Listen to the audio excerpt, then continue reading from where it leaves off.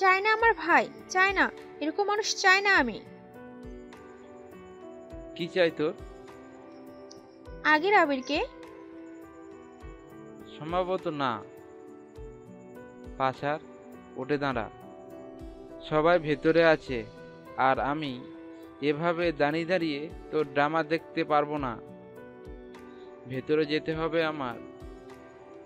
উঠে চোখ মুখ মুছে নে। মানুষ হারিয়ে গেলে কান্নাকাটি করে মানুষ, অথচ যারা হারিয়ে যায় তারা একসময় থেকে যাওয়ার জন্য যখন অনুনয় করত তখন তো মানুষের গায়ে ফোস্কা পড়ে যেত। তুই আমাকে আর কখনোই পাবি না তোয়া, কখনোই না। আমি আর ফিরবো না, অন্তত তোর জন্য আমি কখনোই ফিরবো না। আমার ভালোবাসা সস্তা ছিল না, তবুও তুই সহজে পেয়ে গেছিলি। কদর না করে হেলায় হারিয়েছিস। আমি আর ফিরবো না। আবির নিজেই তোয়ার কাছে থেকে পা ছাড়িয়ে নিয়ে ভেতরের দিকে চলে গেল। তোয়া ওভাবেই বসে বসে কিছুক্ষণ আবিরের যাওয়ার দিকে তাকিয়ে রইল। কান্না পাচ্ছে, তার ভীষণ কান্না পাচ্ছে। ইচ্ছে করছে গগন বিদারী একটা চিৎকার দিয়ে মাটিতে লুটিয়ে পড়তে, সেটা আর হলো না। চোখটা মুছে নিয়ে নিজেও ভেতরের দিকে রওনা দিল। নিশো, জাভেদ সাহেব, রাবেয়া বেগম তিনজনে কথা বলছিল। ফালাক তখনও সেখানে উপস্থিত হয়নি। নিজের রুমে কি করছে কে জানে। মা বাবার রুমে নিশোকে দেখে সেদিকে এগিয়ে গেল আবির। দরজার বাহিরে থেকেই হাসতে হাসতে বলল, কি ব্যাপার, ক্যাডারের পা পড়েছে আমাদের বাড়িতে? ভারী আশ্চর্য বিষয়। নিশো বাহিরের দিকে তাকিয়ে ভ্রু উঁচিয়ে বলল, ভাই, মাত্র প্রথম ধাপ সম্পন্ন হলো, এখনো দুইটা বাকি। বাপের খুশিতে পানি ঢেলে দিতে চাই না বলে বাপের এত কিছু মেনে নিচ্ছি। কে জানে স্বপ্ন পূরণ ভাগ্যে আছে কিনা। আবির এসে নিশোর পাশেই দাঁড়ালো, পিঠ চাপড়ে দিয়ে বলল, আরে চিন্তা করিস না, এগুলো এটার মতোই পাস করে যাবি ইনশাআল্লাহ। নিজের উপর ভরসা রাখ আর আল্লাহর প্রতি বিশ্বাস। তোকে এবার আর হতাশ করবে না নিশ্চয়। আল্লাহ ভরসা। তোয়া ধীর পায়ে রুমে প্রবেশ করলো। তাকে বেশ অন্যরকম লাগছে, ছন্নছাড়া, অবিন্যস্ত সবকিছু। রাবেয়া বেগম ডাকতেই মুহূর্তের মধ্যেই নিজেকে সামলে নিল সে। মুখে মিথ্যা হাসি ফুটল। এদিক ওদিক তাকিয়ে রাবেয়া বেগমের পাশে গিয়ে বসলো। আবির নিশোর দিকে তাকিয়ে বলল, তোর কথা বলবো, আমি যাই, ফ্রেশ হই, মাথা ব্যথা করছে। মা, এক কাপ চা দিও তো প্লিজ। শেষ কথাটা রাবেয়া বেগমকে উদ্দেশ্য করে বলেই বেরিয়ে চলে গেল আবির। রাবেয়া বেগম দীর্ঘশ্বাস ছাড়লেন। জাভেদ সাহেব উঠে দাঁড়ালেন, নিশোকে উদ্দেশ্য করে বললেন, তাহলে আব্বাজান, রাতে এখানে খেয়ে তারপর যাবি। আমি আর তো চাচি কাল তাহলে তোদের বাড়িতে যাচ্ছি বিয়ে তারিখ ঠিক করতে। তোর নাকি পরীক্ষা, রেজাল্ট ওগুলোর পরে দেখে নিস। আমার এত প্যারা নাই, একটু বের হতে হবে, আমার কাজ আছে, আসি তাহলে। নিশো সম্মতিসূচক মাথা নাড়ল। জাভেদ সাহেব বেরিয়ে গেলে রাবেয়া বেগম বললেন, ফালাক রুমেই আছে, কথা বলো যাও। আর তোয়া আমার সাথে চল মা, দুজন রান্নাঘরে চা করতে করতে গল্প করি। রাবেয়া বেগম তোয়াকে সাথে করে রান্নাঘরে চলে এলেন। পানি গরম বসিয়ে দিয়ে তোয়ার দিকে চাইলেন তিনি। আবির এখনো তোর উপর রেগে আছে আম্মা? আচমকা এমন প্রশ্নে অবাক হলো তোয়া। ছোটবেলা থেকে রাবেয়া বেগমের কাছে আবিরকে নিয়ে বিচার দিয়ে এসেছে সে। আজ যখন তিনি নিজে থেকে জানতে চাইছেন, তোয়া তখন কিছুই বলতে পারছে না, উগরে দিতে পারছে না, কোনো কথা বলতে পারছে না। হ্যাঁ চাচি, আবির আমাকে খুব পোড়াচ্ছে, আমি কাছে দেখো ওর মন গলছে না। তোয়ার উত্তর না পেয়ে রাবেয়া বেগম আবার শুধালেন, ভালোবাসি আমার ছেলেকে।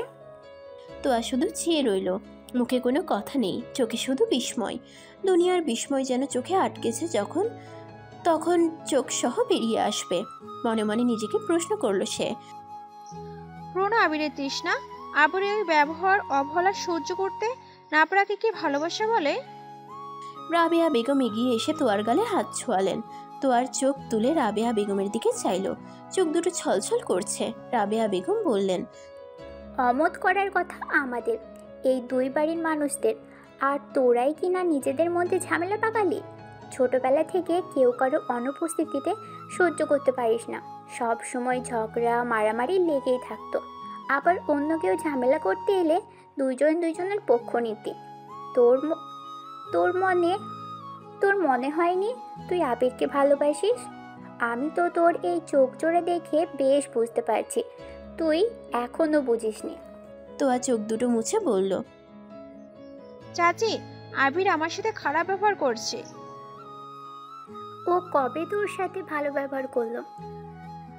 আর সবসময় কষ্ট দিয়ে কথা বলছে। সবসময় কেমন করে কথা বলছে। তুই তো সেদিন ওকে বলেছিলি অনেক কষ্ট পেয়েছে আমার ছেলেটা। তোয়া মাথা নিচু করে মৃদু গলায় বলল, সরি বলেছি তো, অনেকবার বলেছি, তবুও এমন করছে। কেমন করছে? এই যে আমাকে পাত্তা দিচ্ছে না। চাচা তো হয়, এটা বারবার বলছে, আগের মতো কথা বলছে না। ও কিন্তু বাড়িতে বলেছে মেয়ে দেখতে। তোয়া ভ্রুকুচকে শুধালো, কেন? বিয়ে করবে বলে। আমি জানি আমার ছেলে তোর উপর অসম্ভব অভিমান করে আছে। সেটা এতটাই বেশি যে অন্য একটা মেয়েকে বিয়ে অবধি করতে চাইছে। আমি বেশ বুঝতে পারছি তুই আবিরকে ভালোবাসিস। তুই নিজেই বুঝতে পারছিস না, আবির যদি রাগ অভিমান আর জেদের বশে অন্য একটা মেয়েকে বিয়ে করে নেয়, তাহলে তোরা দুইজন তো কষ্ট পাবি, সাথে সে মেয়েটাও কষ্ট পাবে। সময় থাকতে সব কিছু ঠিক করে নে মা। তোয়া কিছু বলল না, শুধু পলকহীন চোখে চেয়ে রইল রাবেয়া বেগমের দিকে। আর মনে মনে অঙ্ক মেলাতে ব্যস্ত হয়ে পড়ল। আসলেই সে আবিরকে ভালোবাসে? নিশো ফালাকের রুমের দরজায় নক করলো। একবার দুবার তিনবার নক করার পরেও দরজার উপাস থেকে কোনো সারা শব্দ পাওয়া গেল না। দরজা ঠেলে ভেতরে প্রবেশ করলো নিশো। রুমের এ কোণা থেকে ও কোণা কোথাও ফালাক নেই, বাহিরেও নেই, রুমেও নেই, কোথাও নেই। নিশো চেয়ারে গিয়ে বসলো। ফালাকের ফোনে কল দিবে তখনই টেবিলের উপর একটা কাগজের ভাঁজ খুললো নিশো। ভেতরে লেখা, ভ্যানিটির রুমে আসুন। নিশো মুচকি হেসে কাগজটা হাতে নিয়েই পাশের ছোট রুমটার দরজা খুলল। ভেতরে প্রবেশ করতেই দেখলো ফালাক জানালার পাশে দাঁড়িয়ে আছে। পরনে সাদা রঙের লং ড্রেস, সাদা ওড়নায় সমস্ত শরীর ঢাকা। নিশোকে আসতে দেখে মুচকি হাসলো সে। এগিয়ে এলো নিশোর দিকে। নিশোর ঠিক সামনেরটাই এসে দাঁড়ালো সে। নিশোর দিকে মৃদু হেসে শুধালো, আমার রাজ্যে আপনাকে স্বাগতম নিশো সাহেব। নিশো চারদিকে একবার চোখ বুলিয়ে নিল। একদিকে বড় একটা আলমারি টাইপ আসবাব রাখা, কাঠের পরিবর্তে কাঁচ ব্যবহার করা হয়েছে। ভেতরে নানা রকম বোরকা ঝুলছে। অন্য পাশে কাপড় রাখা। রুমের প্রতিটা জায়গা বিভিন্ন জিনিসপত্র দিয়ে ভর্তি করে রাখা। দেয়াল পুরোটা হালকা গোলাপি আর বেগুনি রঙে রাঙানো। ফালাক নিশোর এভাবে মুগ্ধ চোখে পর্যবেক্ষণ বাধা দিয়ে বলল, এত মনোযোগ দিয়ে তো কখনো আমাকে দেখেননি, খুবই অন্যায় কাজ এটা। নিশো ফালাকের দিকে তাকিয়ে মৃদু হাসলো। পাশে রাখা চেয়ারটা ফালাকের দিকে এগিয়ে দিয়ে ইশারায় বসতে বলল। ফালাক সেখানটায় বসলে নিশো মাথা বাঁকিয়ে হাসি হাসি মুখ করে বলল, দেখতে চাইলে দেখতে দেবেন আপনি? বসে থাকুন তবে এক যুগ, আমি দেখতে থাকি। আপনার দিক থেকে নজর হটানো মুশকিল বলেই আপনাকে আমি মন ভরে দেখি না। বাহ, এত সুন্দর কথা শিখলেন কবে সাহেব? কথা শিখতে হয়, সুন্দর মানুষ সামনে থাকলে সুন্দর কথা মুখ দিয়ে আপনা আপনি বেরিয়ে আসে। আচ্ছা, তারপর? ফালাকের দিকে এক পলকে তাকিয়েই নিশো বলতে থাকলো, আরও অনেক কথা বলতে ইচ্ছে করে, কষ্ট করে চেপে রাখতে হয়। মনকে শুধাই, বউকে নিয়ে কি করব, কি ভাববো, কিভাবে ভালোবাসবো, সেটা অন্য মেয়েকে কেন বলতে যাব? ফালাক ভ্রু উঁচিয়ে শুধালো, অন্য মেয়ে আমি? নও। না। কে তুমি? আপনার কি? আমার কি? আপনার বলো। আমার কোনো পরিচয় নেই আপনার সাথে সময় এগুলোর মতো। কাজিন পরিচয় দিতে ইচ্ছে করছে না। হবু বউ বললে পারতে। লজ্জা পেল ফালাক। লজ্জায় মাথা নুয়ে ফেলল সে। লজ্জা মাখা মুখ দেখে নিশো হো হো করে হেসে উঠল। বেশ কিছুক্ষণ কথা চলল দুজনের মাঝে। কথা বলার এক পর্যায়ে নিশো আলতো গলায় বলে উঠল, একটা কথা বলতে ইচ্ছে করছে, এই যে কণ্ঠনালীতে এসে আটকে আছে। ফালাক বাধা দিয়ে বলল, না, ওটা বলবেন না। একবার বলি, ভালোবাসি বলতে না পারাই ভীষণ যন্ত্রণা। না না, ওটা আমি এখন কিছুতেই শুনবো না। আপনি কথা দিয়েছিলেন ওটা আপনি একমাত্র আপনার বউকে বলবেন। না বলে থাকা মুশকিল। বিয়ে করে নিন জলদি। নিশা ফালাকের দিকে পলক্ষীন চোখে চেয়ে বলল। তাছাড়া উপায় দেখছি না, বড্ড জ্বালাচ্ছ তুমি। রাবিয়া বেগম আবিরের জন্য চা বানিয়ে তোয়ার হাতে দিয়ে পাঠিয়েছেন। তোয়া ভয়ে ভয়ে চায়ের কাপটা নিয়ে আবিরের রুমে প্রবেশ করলো। আবির মাত্রই গোসল শেষ করে বেরিয়েছে। ভালো মতো চুল মুছছিল সে। উন্মুক্ত শরীর, মাথা থেকে ধরধর করে পানি ঝরছিল বুক পিঠে। আবিরের দিকে চোখ যেতেই মুহূর্তের মধ্যেই তার পিঠের দিকে চোখ আটকে গেল তোয়ার। এক পলকে আবিরের দিকে চেয়ে রইল সে। হঠাৎ মুহূর্তের মধ্যেই চোখ নামিয়ে নিল তোয়া। মৃদু গলায় বলল, চা নিয়ে এসেছি। বিদ্যুৎ বেগে পিছনে ঘুরে তাকালো আবির। তোয়াকে দেখে পাশে রাখা কালো রঙের টি শার্টটা পরে নিল সে।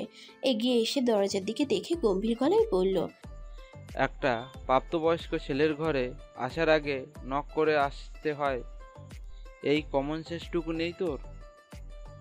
এখন কি তোকে বাচ্চাদের মতো এটিকেট আর ম্যানার শেখাতে হবে?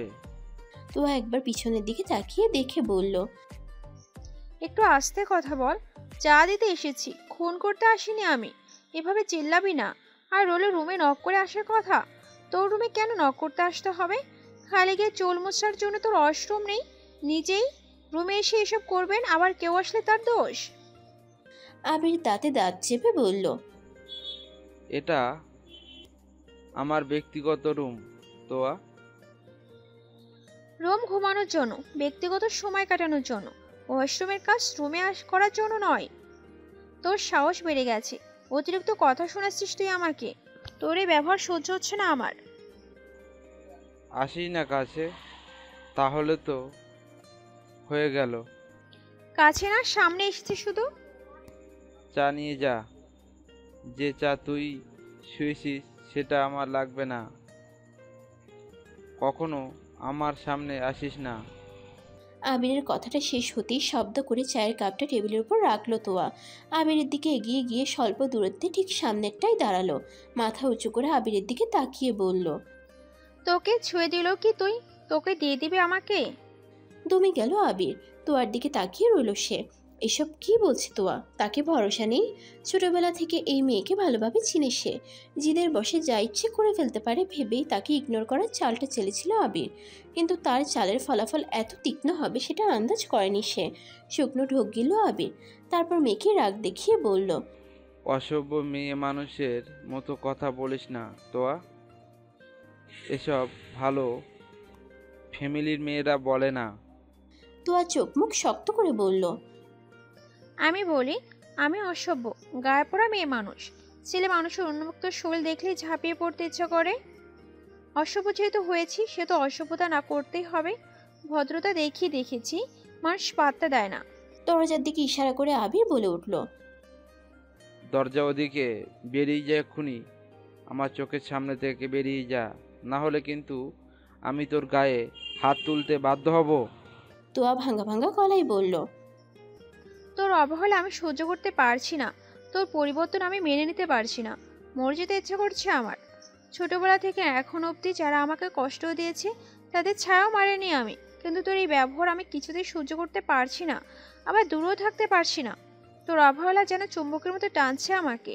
মনটা ছটফট করছে, আহত হতে বারবার তোর কাছেই ছুটে আসছি। মনে অন্য কিছু পাবার আশায়। মিলছে না, কিছুতেই শান্তি মিলছে না আমার। আমি টিনেজার মেয়েদের মতো আচরণ করছি। কান্না পাচ্ছে আমার। আমার চোখের পানে তোকে স্পর্শ করছে না দেখে মরে যেতে ইচ্ছে করছে। বারবার প্রত্যাখ্যান সহ্য হচ্ছে না, তবুও তুই যেন গন্তব্য।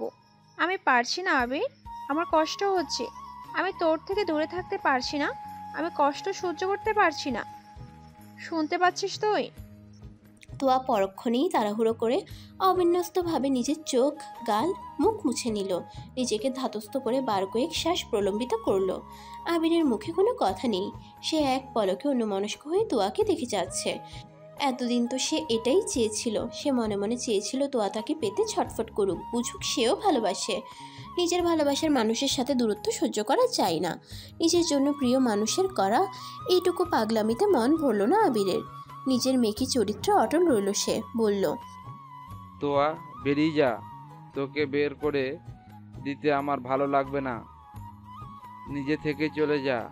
তোর এসব কথা কান্না আসলেই আমার আর স্পর্শ করে না। তোর প্রতি আমার আর একটুও ভালোবাসা অবশিষ্ট নেই। তুই তোর পছন্দের মানুষের সাথে ভালো থাকিস। দোয়া থাকবে। তোয়া এবার সব রকম বাধা বিপত্তি পেরিয়ে হিংস্র সিংহীর ন্যায় আবিরের উপর ঝাঁপিয়ে পড়ল। টি শার্টের কলার চেপে ধরে মারি শক্ত করে বলে উঠল, তোকে চাই আমার, তোকেই চাই, আমি কিচ্ছু জানি না আর। তোকে চাই আমার, তোকেই চাই, আমি কিচ্ছু জানি না আর। কথাটা বারবার আবিরের কানে বাজছে। ঘন ঘন শ্বাস ফেলছে সে, বুকটা ওঠানামা করছে, চোখের প্রবল অবস্থা। বিশ্বাস করতে চাইছে সে তোয়াকে, বিশ্বাস করতে বাধ্য মনে হচ্ছে নিজেকে। নিজেকে অশান্ত লাগছে তার, বুকটা খা খা করছে। তোয়া তখনও আবিরের টি শার্ট ধরে আছে। দুজনের শ্বাস প্রশ্বাস যেন মিলেমিশে একাকার হয়ে যাচ্ছে। আবির চোখে সরাতে পারছে না তোয়ার উপর থেকে। তোয়ার চোখও আবিরের চোখে নিবদ্ধ। তুই বললি না আমার ছোঁয়া জিনিস তোর লাগবে না, এবার তোকে দিয়ে দে প্লিজ। হঠাৎ কথাটা বলিয়ে আবিরের ঠোঁটে ঠোঁট ডুবালো তোয়া। সবচেয়ে আশ্চর্যজনক কাজটা সে বিনা অনুমতি আর বিনা নোটিসে করে ফেললো। মুহূর্তের মধ্যে কি হয়ে গেল সেটা বুঝতে সময় লাগলো আবিরের।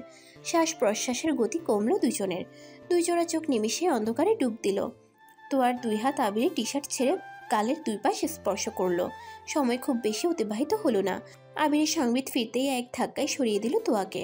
তোয়া আবিরের কাছ থেকে ছিটকে গিয়ে দূরে দাঁড়ালো। এতটা সে কিছুতেই আশা করেনি আবির। এত পাগলামি সে চিন্তাও করেনি। তোয়া শুধুমাত্র জিদের বসে এমন একটা কাজ করে ফেললো ভাবতেই রাগ হচ্ছে তার।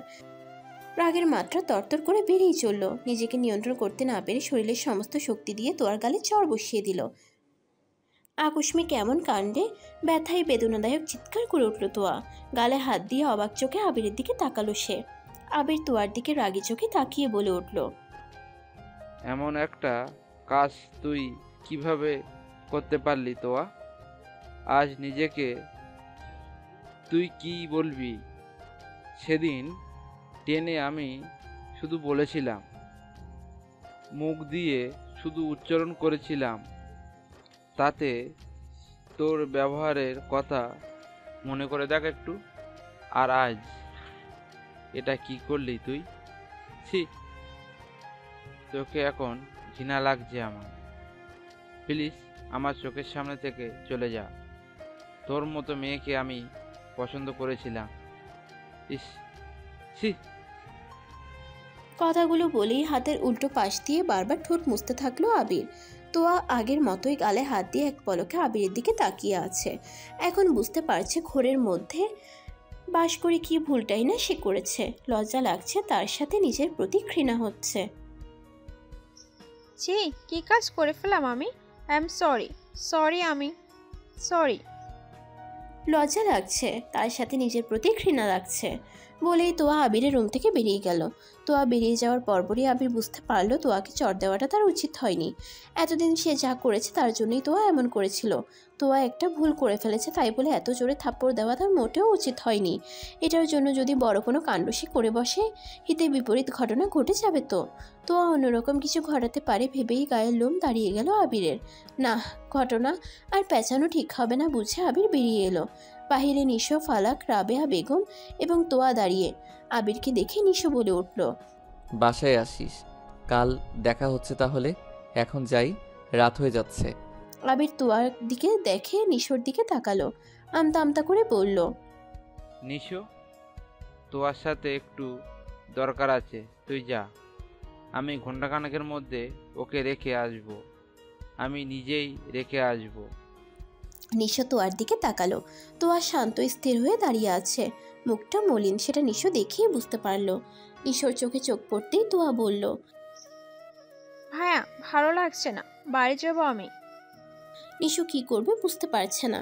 সে একবার আবির আর আরেকবার তোয়ার দিকে দেখছে। নিশোকে চুপ থাকতে দেখে আবির আবার বলে উঠল, প্লিজ নিশো, একটু ভরসা রাখ আমার উপর।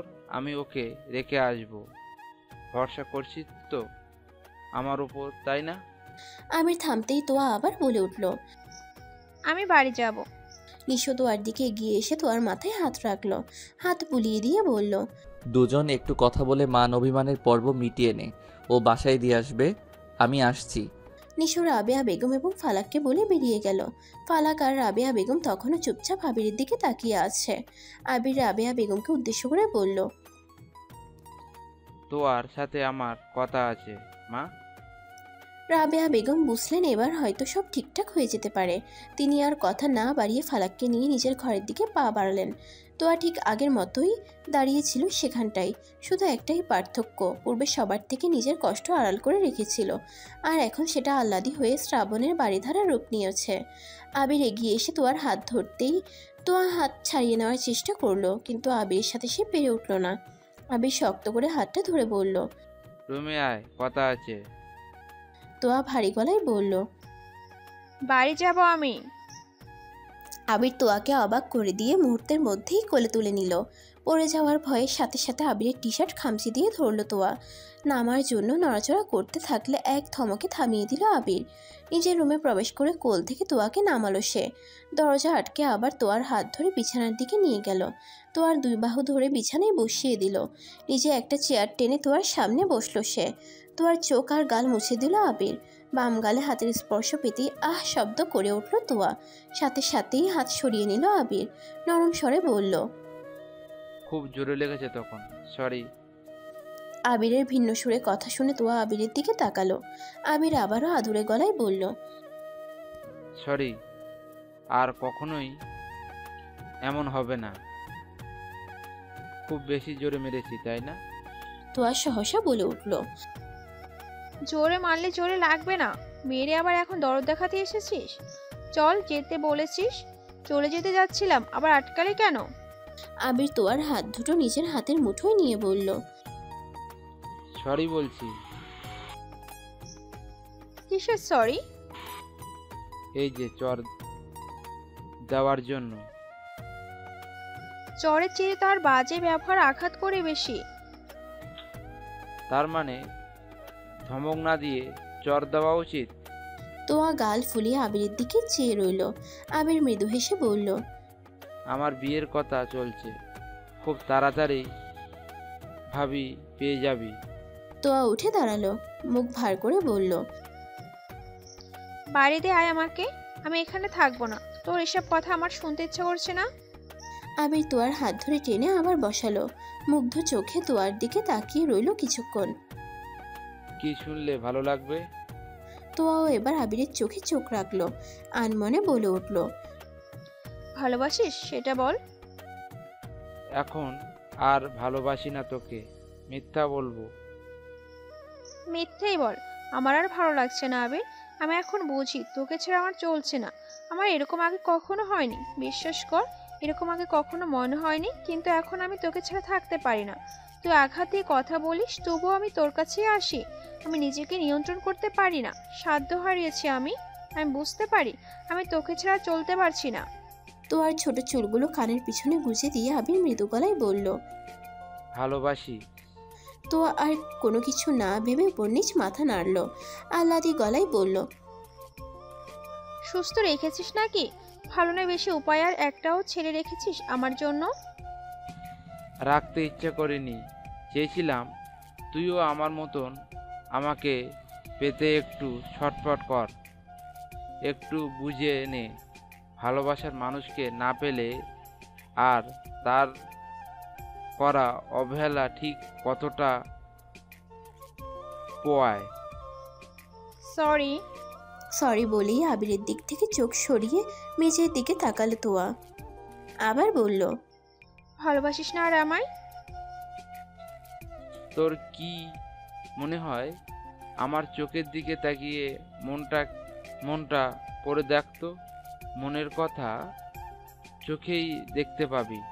তোয়া মেঝের দিকেই তাকিয়ে বলল, চোখ যদি বলে তুই আর ভালোবাসিস না, তাহলে আমার আবার কান্না পাবে। আমি আর নিব্বিদের মতো কাঁদতে চাইছি না, তবু কান্না পেয়ে যাবে। আবির তোয়ার চিবুকে আঙ্গুল রেখে মুখটা উঁচু করে নিজে তোয়ার দিকে তাকিয়ে বলল, তাকা আমার চোখের দিকে। তোয়া তাকালো। আবিরের চোখে চোখ রাখতেই আবির বলল, ভালোবাসি তোকে। তোমার ভালোবাসা বোঝাতে তোর থেকে দূরত্ব বাড়িয়েছিলাম, আর আর দূরে থাকবো না। যত তাড়াতাড়ি সম্ভব তোকে আমার কাছে নিয়ে আসবো। তোকে ছাড়া আমারও দিন কাটানো মুশকিল হয়ে পড়েছে। দূরত্বর মনের টান বেড়েছে। তোয়া ঠোঁট উল্টে আবিরের দিকে তাকালো। তাহলে তুই আমাকে থাপ্পড় দিলি কেন? আবির ভ্রু কুচকে বলে উঠল। চুমু খেয়েছিস কেন? ঠোঁট কি ফ্রিতে পেয়েছিস নাকি? তোয়া আবিরের বাহুতে শক্তপোক্ত কয়েকটা কিল ঘুষি দিয়ে বলল। তাই বলে তুই এত জোরে মারবি? 120 বার চুমু খাবো, তোর কি? তুই আমার আর তোরও ঠোঁটা আমার। আবির বসা থেকে দাঁড়িয়ে গেল, মাথা নিচু করে তোয়ার দিকে চেয়ে থেকে বলল। লজ্জা করে একটু তোয়া? কি সব আজে বাজে কথাবার্তা? চারপাশে কেমন শেষলেস পিস লস। সি সি। তোয়াও উঠে দাঁড়ালো, মাথা উঁচু করে আবিরের দিকে তাকিয়ে মেখে রাগ দেখিয়ে বলল। বিয়েটা আগে হতে দে। কি করবি? ক্ষণে ক্ষণে এভাবে চুমু খেয়ে আমাকে নষ্ট করে দিবি? প্রয়োজন হলে তাই করব। দে, এখন একটু নষ্ট করে দে। বেয়াদব একটা, বাড়ি দিয়ে আয় আমাকে। আমার শ্বশুর বাড়ি? হবু। একটা চুমু দিয়ে যাবি না? নির্লজ্জ তুই।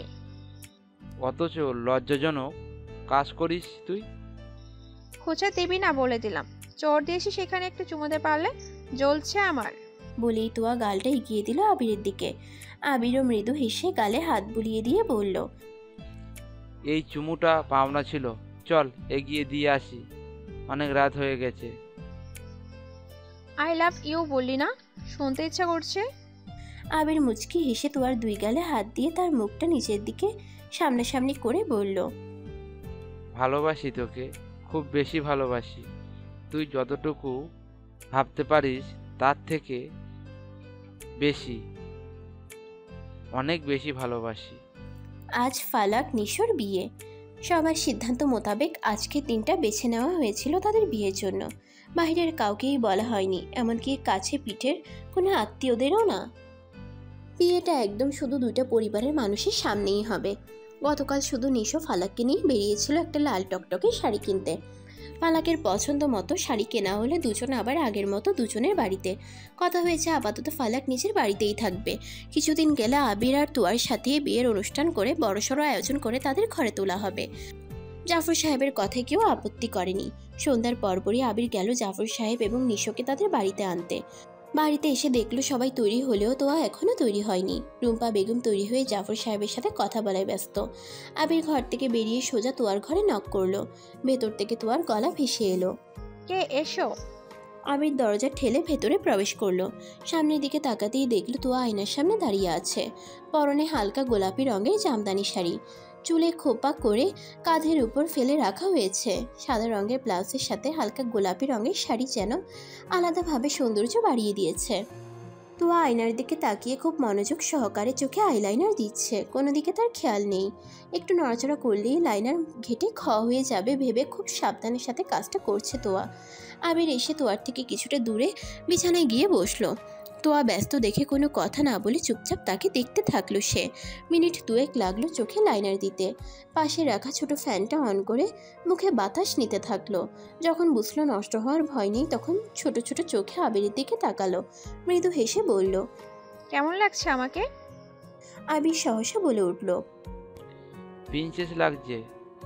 ইচ্ছা করছে আজই বিয়ে করে সাদা রঙের ঘোড়ায় চড়ে তোকে নিয়ে দূর দূরান্তে পাড়ি জমায়। ভরসা করে যাবি না আমার সাথে? তোয়া আবিরের চোখে চোখ রেখে মৃদু গলায় বলল। তোর সাথে যে পথে পাড়ি জমাবো সে পথে শেষটা প্রাপ্তি না লেখা থাকে, যদি মৃত্যু লেখা থাকে, আমি তবুও যেতে চাই। প্রাপ্তি বা মৃত্যু সবেতেই শুধু তোকে লাগবে আমার, শুধু তোকে। আবির মুচকি হাসলো। দরজার দিকে একটু উকি দিয়ে দেখে উঠে দাঁড়ালো। তোয়ার কাছাকাছি এসে ঠিক সামনেরটাই দাঁড়ালো। দুজনে কাছাকাছি, অনেক বেশি কাছাকাছি। তোয়া আবিরের চোখের দিকে তাকিয়ে আছে। আবিরও ঠিক একইভাবে তোয়ার চোখের দিকে দৃষ্টি নিবদ্ধ করে রেখেছে। সামনের ছোট চুলগুলো কানের পিঠে কুচি দিয়ে বলল। আজ বিয়েটা করে নিলে ভালো হতো না? এত সুন্দর সাজ মিস করে যাব। মিস করবে কেন? দেখছিস তো। একটু জড়িয়ে টড়িয়ে না ধরলে চলে নাকি? এই ধর, একটু কাছাকাছি এলাম, জড়িয়ে ধরলাম, একটু হাতটা ছুলাম, হাত, গাল, কপাল, ঠোঁটে চুমু খেলাম। আবির কথাটা শেষ করতেই মেঘি রাগ দেখিয়ে পেটে খুশি দিয়ে বলল, এই শোন, একদম নোংরা অশ্লীল কথাবার্তা বলবি না। ট্রেনে কিভাবে জব্দ করেছিলাম ভুলে গেছিস? আবার কিন্তু। তোয়াকে কথা শেষ করতে না দিয়ে সবচেয়ে আশ্চর্যের কাজটা করে বসলো আবির। তড়িৎ বেগে তোয়ার গালে চুমু দিয়ে দূরে সরে গেল। তোয়া আশ্চর্যের শেষ সীমায় পৌঁছালো। হা করে আবিরের দিকে তাকিয়ে রইল। আবির মুচকি হেসে বলল, এবার কি করবি কর, শোধ নিবি।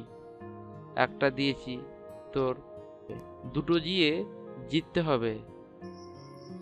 হারামি একটা। বাইরে আছি, যান, তাড়াতাড়ি এসো। আজ প্রয়োজন অবিবাহিতা থেকে বিবাহিতা ট্যাগ লাগিয়ে দিতে সাহায্য করছি। তোয়াকে আর কিছু বলতে না দিয়ে রুম থেকে বেরিয়ে গেল। তোয়া আবিরের যাওয়ার দিকে একভাবে তাকিয়ে মৃদু হাসল শুধু। প্রেমের বহিঃপ্রকাশ আর ভিন্ন কি হতে পারে? ফালাক নিশোর বিয়ে সম্পন্ন হলো রাত 10টার দিকে। বাহিরের রুমে বসে সবাই তখনও গল্প করছে। মায়ের পাশে বসে আছে ফালাক। খয়েরি রঙের একটা জামদানি শাড়ি পরেছে সে, একই রঙের ব্লাউজ। গায়ের ফর্সা রঙটা যেন আরো টকটকে রং ধারণ করেছে। ঠোঁটে হালকা একটা রঙের লিপস্টিক, চোখে গাঢ় করে কাজল দেওয়া, কানে, গলায়, নাকে, কপালে স্বর্ণের অলংকার জ্বলজ্বল করছে। নারীর শরীরের সৌন্দর্য যেন স্বর্ণের গহনাতেই বেড়ে যায়। ফালাকের বেলাতেও সেটা। নাকে মোটা একটা নথ। ফালাককে ঠিক কতটা সুন্দর লাগছে সেটা নিশোর বারবার তাকানোটাই বুঝিয়ে দিচ্ছে। সবার কথাবার্তার মাঝে সে কিছুক্ষণ পরপর ফালাককে চোরা নজরে দেখে যাচ্ছে। রাত 11টা ছুঁই ছুঁই। তোয়া হাই তুলে রুম্পা বেগমকে উদ্দেশ্য করে বলল, মা, অনেক রাত হয়ে গেছে। এটা তোমার বা আমার শ্বশুরবাড়ি না, ভাইয়ের শ্বশুরবাড়ি। ও থাকুক, চলো আমরা বাড়ি যাই, আমার ঘুম পাচ্ছে। রাবেয়া বেগম সামনের সোফা থেকে হেসে বললেন, মুখ ফুটে একবার আমার ছেলেটা বললে আজ এটা তোর শ্বশুরবাড়ি হয়ে যেত মা। চিন্তা করিস না, খুব তাড়াতাড়ি এ বাড়িতে নিয়ে আসবো তোকে। একদিনেই দুটো ছেলে মেয়েকে বিয়ে দিলে আনন্দটা একদিনেই করতে হতো, এখন 2টা দিন পাবো। তোয়া মুখ গোমরা করে আবিরের দিকে তাকিয়ে বলল, আমি কি আমার বিয়ের কথা বলেছি নাকি? আমার ঘুম পেয়েছে সেটা বললাম। আমি বিয়ে করতে না পারে মরে যাচ্ছি না? আর কিছুদিন শান্তিতে থেকে নেই। রাবেয়া বেগম আবার বলে উঠলেন, আমার ছেলেকে বিয়ে করলে অশান্তিতে থাকবে না। সবার কথা চলল আরো কিছুক্ষণ। শেষ পর্যায়ে জাফর সাহেব বলে উঠলেন, আজকের মতো উঠি, আসলে অনেক রাত হয়ে গিয়েছে। জাভেদ সাহেব ঘড়িতে সময় দেখলেন, 11:30 বাজে। তিনি আর আটকালেন না। জাফর সাহেব উঠে দাঁড়ালেন। তিনিও উঠে ভাইয়ের সাথে কোলাকুলি করে বললেন, তোমার ছেলেটা তাহলে আজ আমাদের বাড়িতে রইলো। ভাই, আবির তোমাদের এগিয়ে দিয়ে আসুক। আবির সবাইকে বাড়িতে পৌঁছে দিতে বের হলো। রাতের অন্ধকার আকাশ চাঁদের আলোতে আলোকিত হয়ে উঠেছে। চাঁদের চারপাশে বেশ কিছুটা জায়গায় আলো ছড়িয়ে ছিটিয়ে রয়েছে। জাফর সাহেব এবং রুম্পা বেগম আগে আগে হাঁটছেন। দুজনে বিভিন্ন কথাবার্তায় ব্যস্ত। আবির আর তোয়া পিছন পিছন হাঁটছে। বাড়ির ঠিক সামনে এসে তোয়াকে গেট আটকাতে বলে রুম্পা বেগম এবং জাফর সাহেব ভেতরে চলে গেলেন। তোয়া আবিরের থেকে বিদায় নিয়ে বলল, সাবধানে বাড়ি যা, ফিরে আমাকে নক করিস। আমি অনলাইনে থাকবো, সোজা বাড়ি চলে যাবি। আবির তোয়ার দিকে এক দৃষ্টিতে তাকিয়ে বলল, তুই শাস্তির জন্য তৈরি হয়ে নে। আবিরের কথাটা ঠিক বুঝলো না তোয়া, রুচিয়ে শুধালো, কি? কিসের অশান্তি? তুই বাড়িতে বললি না, হুমায়ুন আহমেদ বলেছেন না যে বিয়ের পর 3-4 মাস সুন্দরী বউদের তাদের বর ঘুমাতে দেয় না, বুঝেছিস? আমি এত ক্লিয়ারলি বললে তুই আমাকে অশ্লীল বলবি। তোয়া পায়ের স্যান্ডেল খুলে আবিরের দিকে অগ্নিদৃষ্টিতে তাকিয়ে বলল, তুই যাবি এখান থেকে, অশ্লীল একটা বেয়াদব কোথাকার। ফালাক নিজের রুমে নিজের বিছানায় পা গুটিয়ে মাথায় লম্বা ঘোমটা টেনে বসে আছে।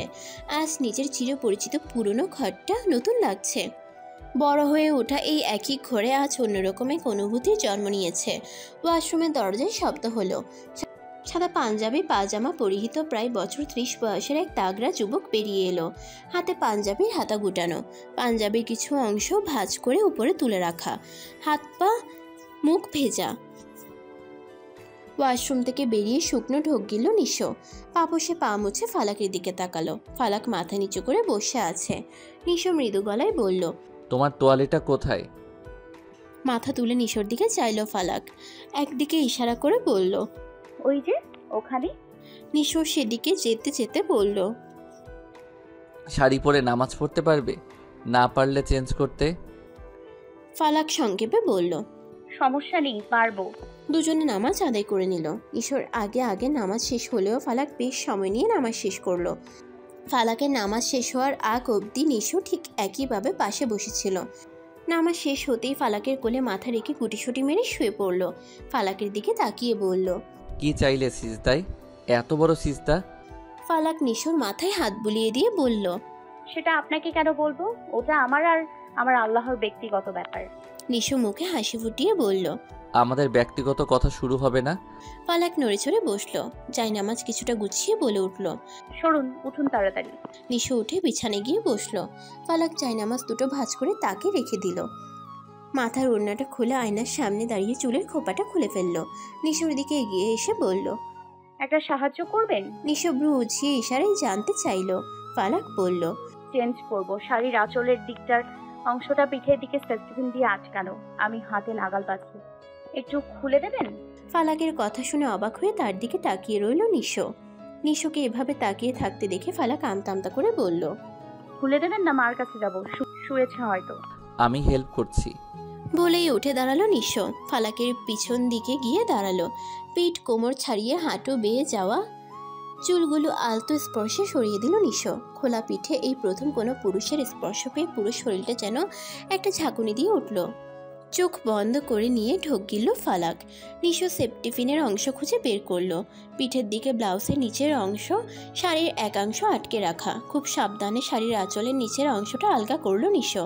খয়েরি রঙের ব্লাউজে ফালাকের শরীরটা যে আরও আকর্ষণীয় হয়ে উঠেছে সেটা গভীরভাবেই উপলব্ধি করতে পারল নিশো। খোলা পিঠ তাকে বারে বারে আকর্ষণ করছে। বারবার শ্বাস ফেলছে নিশো। কম্পনরত হাতটা ফালাকের পিঠে ছোঁয়ালো সে। হাত মুষ্টিবদ্ধ হয়ে এলো ফালাকের। চোখ খিচে আবারও বন্ধ করে নিল। তারও শ্বাস ঘন ঘন ফেলছে।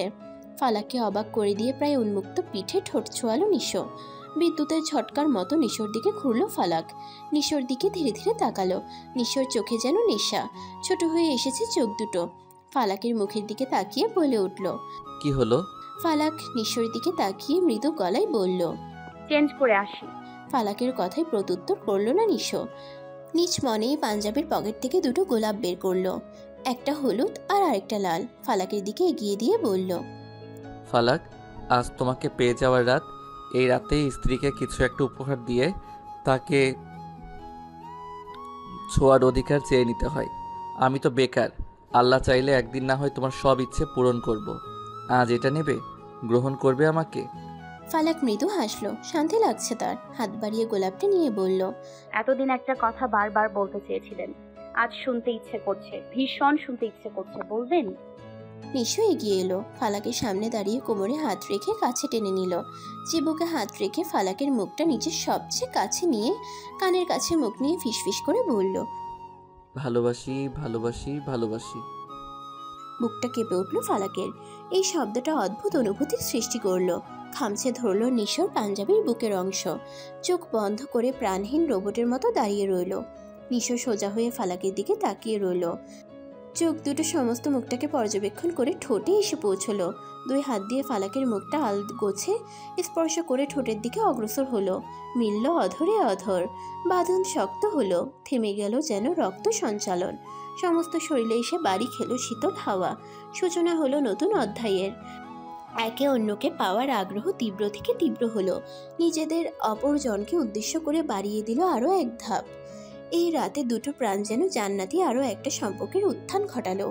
মন ছুল মনকে, আর শরীর পেল শরীরকে। রাত বাড়ার সাথে সাথে একে অপরকে পাওয়ার উন্মাদনা বাড়তে থাকলো। সাক্ষী হলো একটা অন্ধকার রাত, আর রাতের আকাশে অবস্থানরত আলো ছড়ানো চাঁদ। সাজের পর এই রাতে শুরু হলো আরও একটা গল্প। এই গল্পে দুটো প্রাণ উচ্ছ্বসিত হয়ে সময়ের সাথে তাল মিলালো, বেপরোয়া হয়ে উঠল একে অপরকে পেতে। এই রাতটা তাদের, শুধুমাত্র তাদের। এই রাত ভালোবাসার, আর একটা নারীর অপেক্ষার অবসানের। এই রাত দুটো মন আর শরীরের পূর্ণতার। এই রাতে গভীরতার সাথে সবার অলক্ষ্যে ভালোবাসাও গভীর হোক।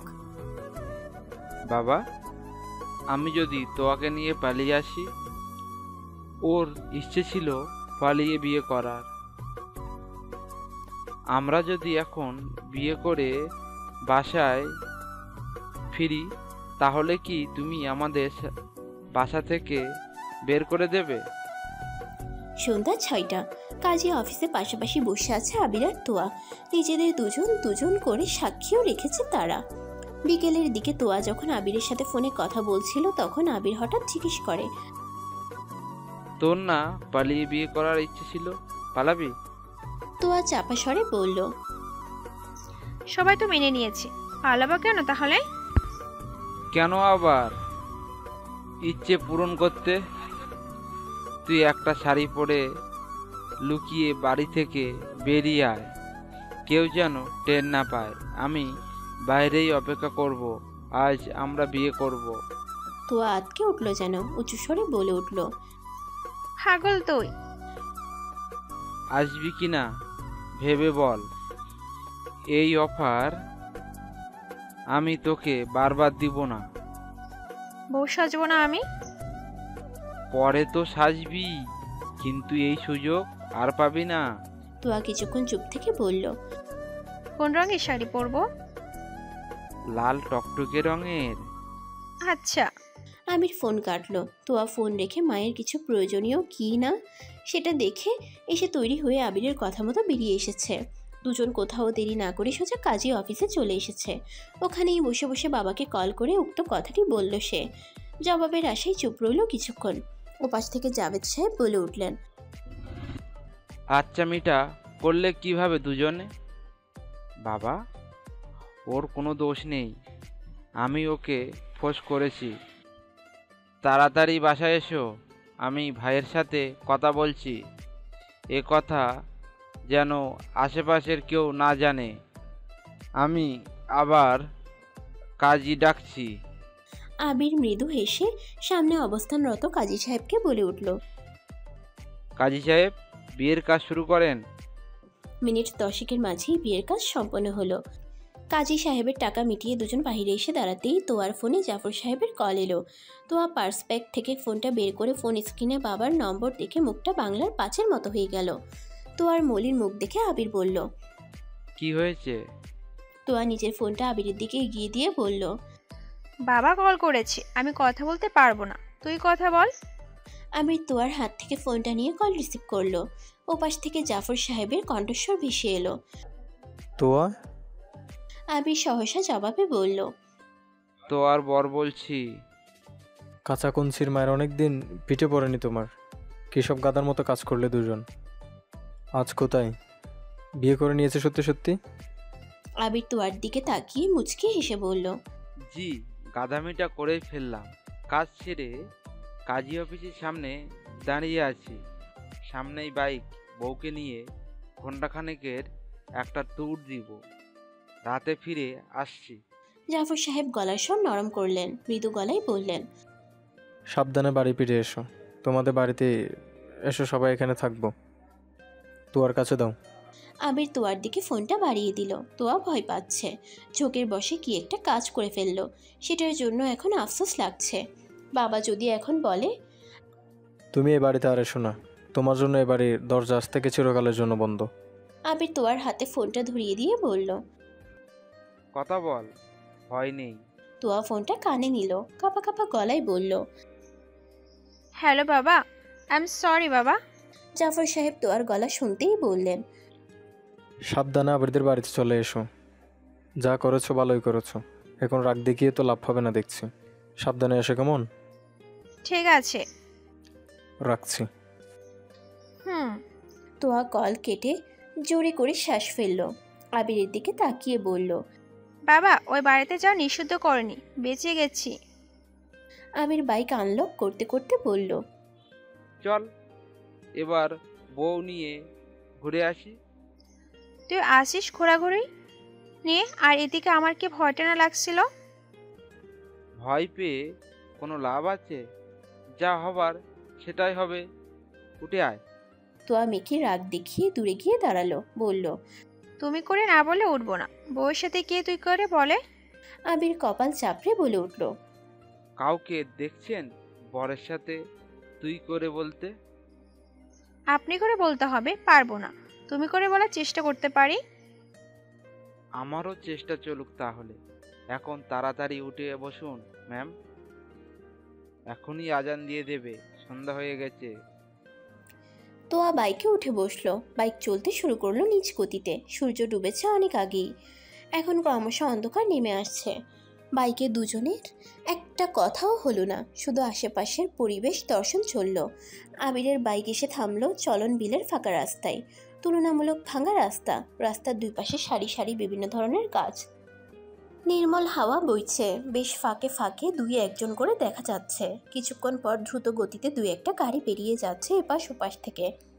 রাস্তার দুই পাশে কিছুটা নিচু জমি, আর তারপরে অল্প পরিমাণে পানি। যদিও চলন বিল নিজের নব্যতা হারিয়েছে, তবুও বর্ষাকালে এটির মনোরম দৃশ্য চোখে পড়ে। কানায় কানায় পানি, নৌকা, পর্যটকের ভিড় যেন আলাদা মাত্রা যোগ করে। এই জায়গাটা তোয়ার ভীষণ পছন্দের। বাড়ির বাইরে কোথাও গেলে বেশিরভাগ সময় সে এখানে এসেছে। ইট সিমেন্ট দিয়ে তৈরি বসার জায়গায় বসে বেশ খানিকটা সময় কাটিয়েছে সে। বাইক থেকে নেমেই রাস্তা থেকে নিচের দিকে নামতে শুরু করলো সে। ঢালু জায়গায় দাঁড়িয়ে আবিরকে উদ্দেশ্য করে বলল।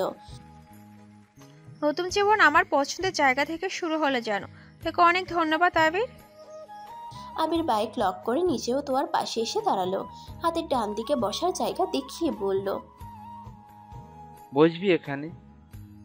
বসলে আর এই বাতাস ছেড়ে উঠতে ইচ্ছে করে না, ঘুম পেয়ে যাবে।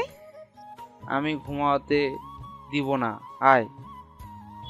মনে নেই 3-4 মাস তুই রাতে ঘুমাতে পারবি না, সন্ধ্যার পর? মানে তো রাতেই হলো।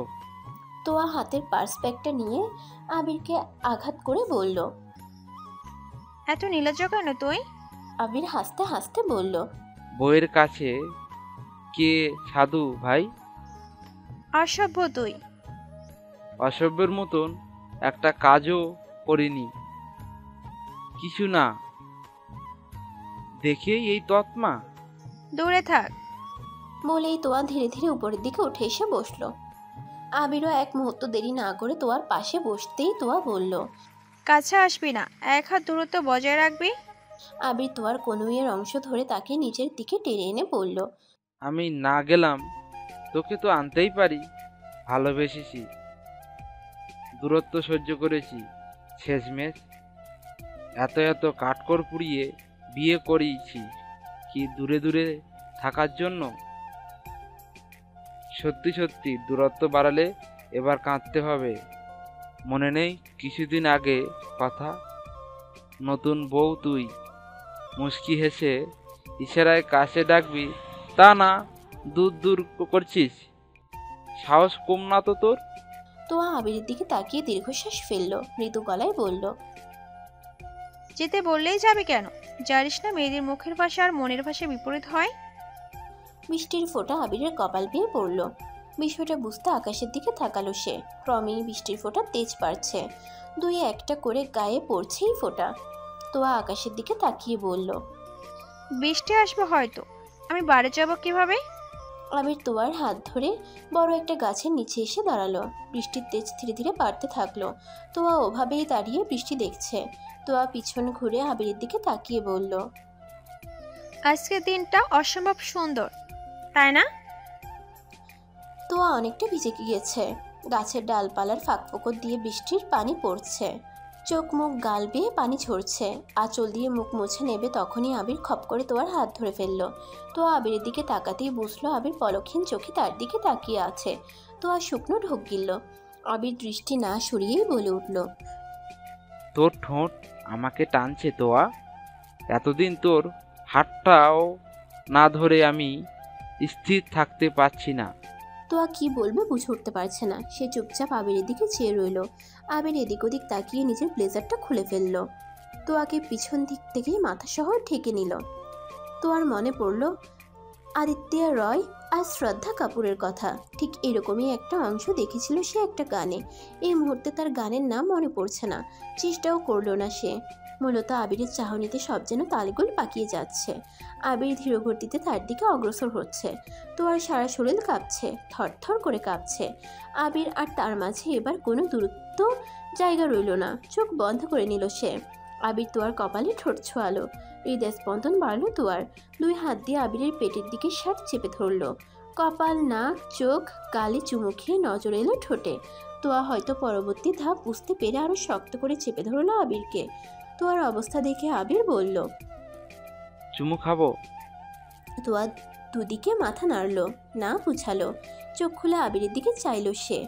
আবির চোখে মুখে হাসি লেপটে বলল, মেয়েদের না মানেই হ্যাঁ। বলেই তড়িৎ বেগে তোয়ার ঠোঁট ছুঁলো আবির। চোখ বন্ধ করে নিল তোয়া। গভীর চুম্বন চলল কিছুক্ষণ। তোয়া আবিরকে আর বাধা দিল না, মন চাইল না তার। এই ছোঁয়া ভালোবাসার ছোঁয়া। প্রতিটা চুম্বনে মিশে আছে একরাশ ভালোবাসা। এ সাজবেলা শুধু ভালোবাসার। এই অন্ধকারের কালো রংটাও যেন ভালোবাসার রং। এটা একটি সাজরঙা গল্প, ভালোবাসার গল্প, দুজনের কাছাকাছি আসার গল্প, মনে ঠাঁই পাওয়ার গল্প। সমাপ্ত।